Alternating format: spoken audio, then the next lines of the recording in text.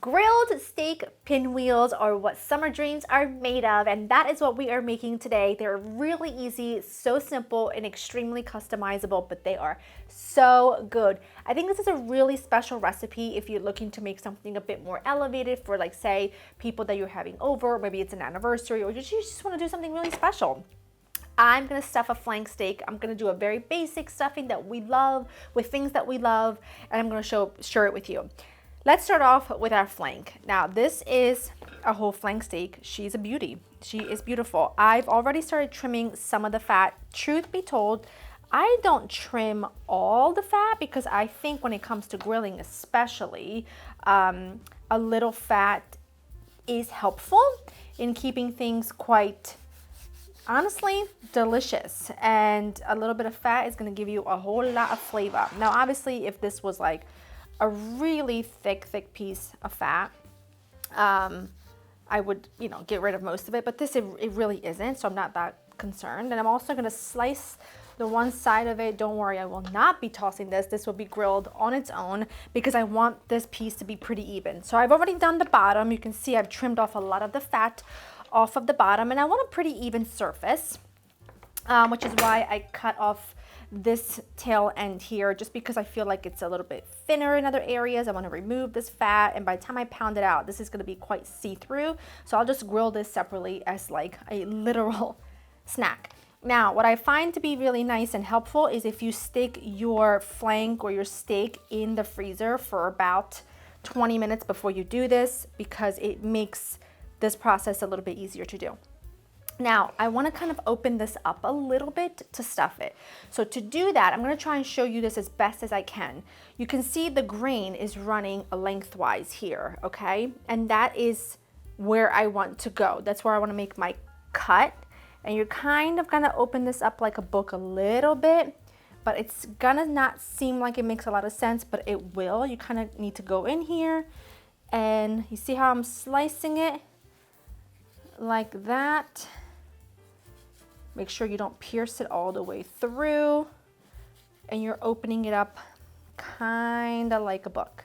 And again, it makes it so much easier because I popped it into the freezer, so it's more solid, like that, okay? I'm gonna do the same thing on this side. You're kind of opening it up like a nice book, and you can see all the grain is running lengthwise. Once I have this side done, I'm gonna go ahead and lay a couple pieces of plastic wrap on my big board to protect my porous surface, and I'm gonna put my steak on there. So I wanna get this pounded out. The steak is laid out onto a few pieces of plastic wrap. I'm gonna make sure to cover the top as well. And then we're gonna pound this out a little bit. You don't have to go crazy in terms of like being super thin. I'm not all that concerned about that. I don't want it to be see-through. I just want it to be much more even, and certainly a little bit thinner so that it makes the stuffing easier. I'm using a meat mallet. I'll have this one linked for you down below. And you're just gonna pound this out until it's about, I'd say, an inch bigger on all sides. And I'll show you what it looks like when we're there. That is perfect. Here's what you're gonna do. You're gonna flip this over, just because it makes life a little bit easier. Flip that over. This is your top part. This is not how you'll be rolling it. Save the plastic wrap. Pull it to the side. You just wanna season. Otherwise, you don't have a chance to season both sides if you start rolling. You know what I mean? And some pepper. Beautiful. Don't go crazy with the pepper. Put that plastic right back on, and then flip it over, because this is the part you're gonna stuff. Okay, so look at that. She's beautiful. She's beautiful. Sorry, I'm just excited.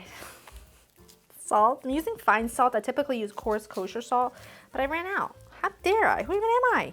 Coarse kosher salt is where it's at. Pepper. Now we're going to stuff with, we're going to roll with the grain so we can cut against it, okay?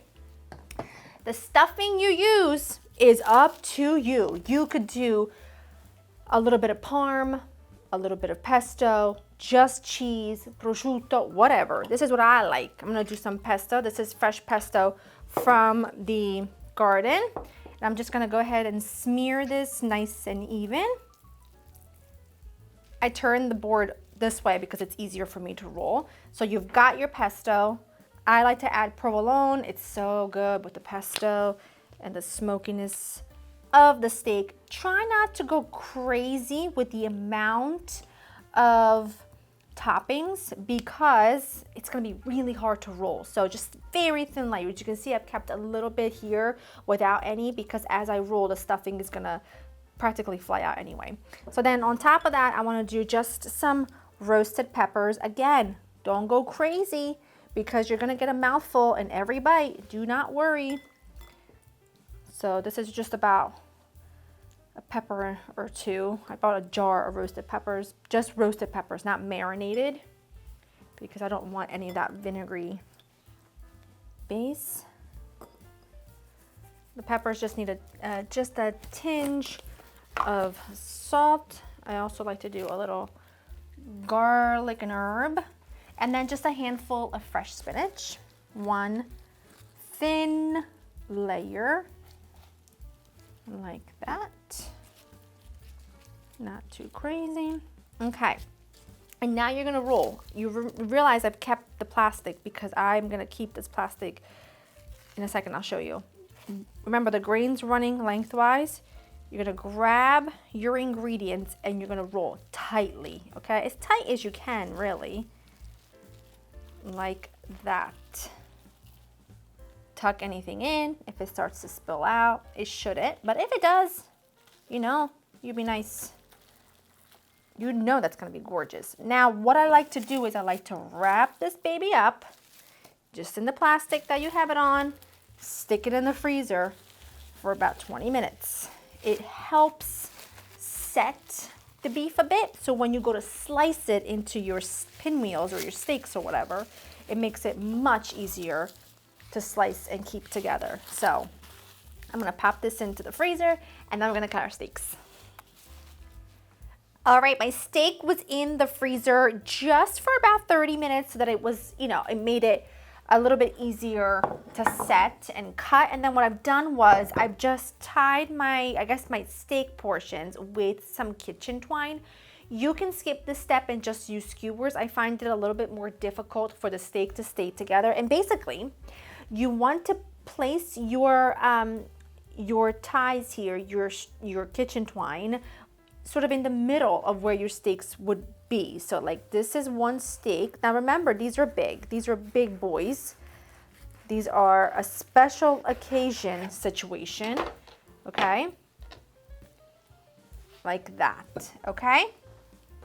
So your next cut is between this guy and this guy. These look spectacular and gorgeous, and I'm gonna go ahead and drizzle these with a little bit of olive oil on both sides, and I'm gonna go ahead and get these on the grill. I'll flip them over and do the opposite side with a brush once they're on the grill. So let's go do that. They're gonna be spectacular.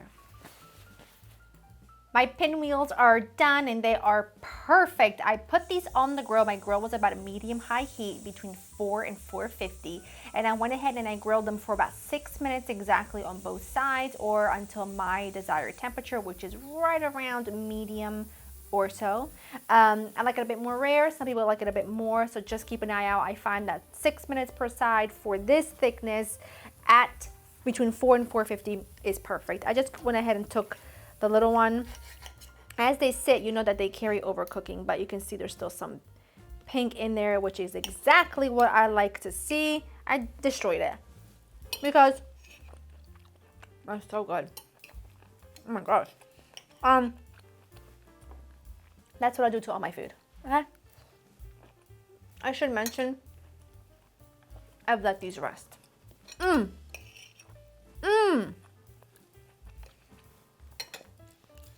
That is delicious. That is my preferred flavor profile.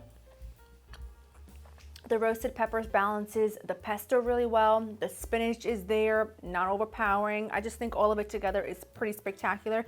I know you will love these. Go to laurainthekitchen.com for the written recipe. Make these this summer. They're really worthy of a special occasion. Hope you enjoy spending time with me, and I will see you in the next one. Bye-bye.